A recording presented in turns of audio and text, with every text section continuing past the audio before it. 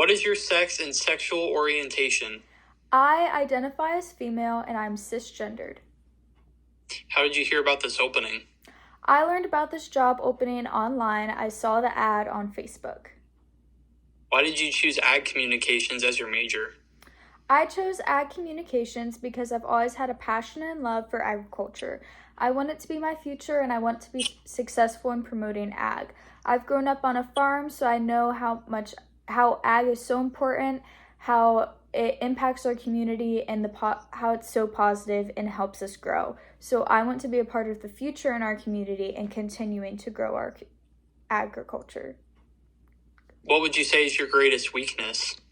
My greatest weakness is time. I'm able to manage it pretty well and I keep a very organized schedule, but with being involved in so many different organizations, it can be really hard to fit things into my schedule.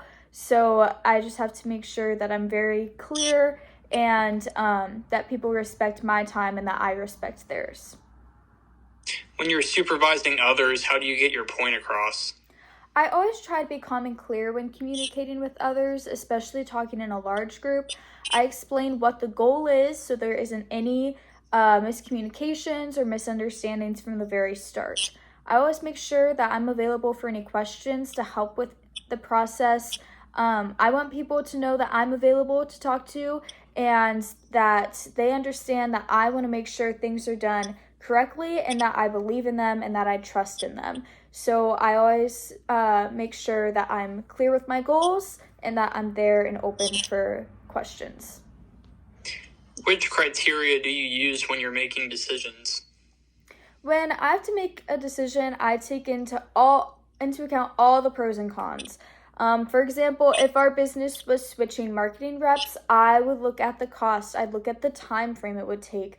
I'd look into if we need to hire more people or if we'd have to fire anyone. All those things are really important when we're making a big decision like that. So I make sure to look at all sides and how it would affect the entire company. And what criteria do you use when you're assigning work to others? When I have to assign work to others, I look at people's ability to communicate, multitask, how much is already on their plate, and their interest in being involved and moving up.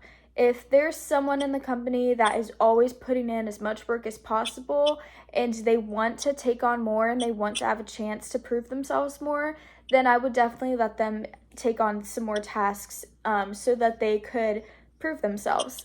But if there's someone who just doesn't care and they are there for only the time they have to be, they don't really do much when they're there, I'm not going to assign more work to them because obviously they already don't value the work that they do have and they don't value their place at the company.